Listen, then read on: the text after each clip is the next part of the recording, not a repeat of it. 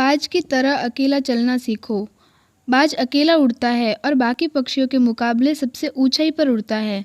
बाज अकेला उड़ेगा लेकिन कभी भी चिड़िया और छोटे पक्षियों के साथ नहीं उड़ेगा। बाज हमेशा या तो बाज के साथ उड़ता है या फिर अकेला उड़ता है। इससे हमें ये सीख मिलती है कि छोटी सोच वाले से हमेशा दूर रहे और अकेले रहो, क्योंकि यही वो समय है जब खुद को जानने का असली मौका मिलता है।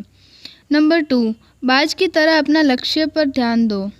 बाज का विजन बहुत ज़्यादा क्लियर होता है और बहुत ज़्यादा स्ट्रांग होता है। बाज अपने शिकार को 5 किलोमीटर दूर से ही देख लेता है और जब एक बार उसे अपना लक्ष्य दिख जाता है तो फिर उसके बाद रास्ते में चाहे कितनी भी मुश्किलें क्यों ना आए, वो अपने लक्ष्य को हासिल करके ही दम लेता है।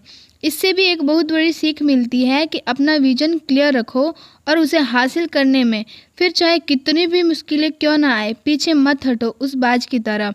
नंबर 3, बाज कभी भी मरी हुई चीज़ें नहीं खाता। बाज कभी भी मरे हुए जानवरों को नहीं खाता, वह हमेशा जिंदा शिकार करता है। और इससे हमें ये सीख मिलती है कि ये जो हमारा पास्ट है वो मर चुका है, तो अपने मरे हुए थॉट्स पर ध्यान मत दो और अपने आने वाली ताज़ी फ्रेश ज़िंदगी में ध्यान लगाओ।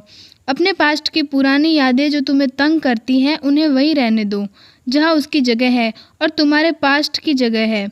अपने वर्तमान में जगह मत दो, क्योंकि अगर एक बार तुम्हारा पास्ट तुम्हारे प्रेजेंट में आ गया तो तुम्हारा पास्ट तुम्हें तुम्हारे प्रेजेंट में नहीं रहने देगा।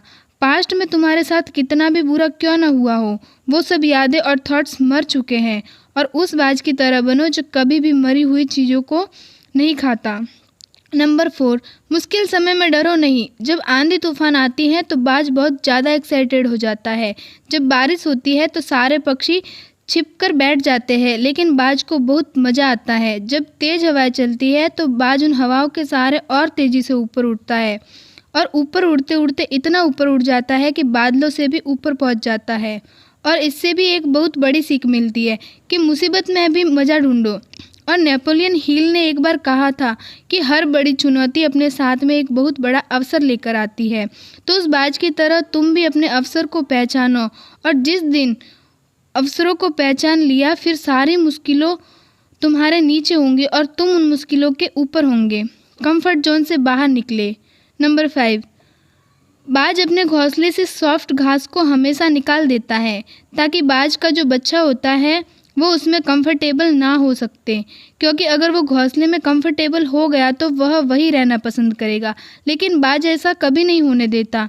बाज एक पक्षी है और उसे भी एक बात का पता है कि कंफर्ट जोन में कोई ग्रोथ नहीं होता है। लेकिन हम तो इंसान हैं और इंसान होने के बावजूद कई सारे लोग इस बात को समझते ही नहीं हैं। आप जितना ज़्यादा कंफर्ट जोन में रहेंगे आपकी लाइफ आने वाले टाइम में उतनी ही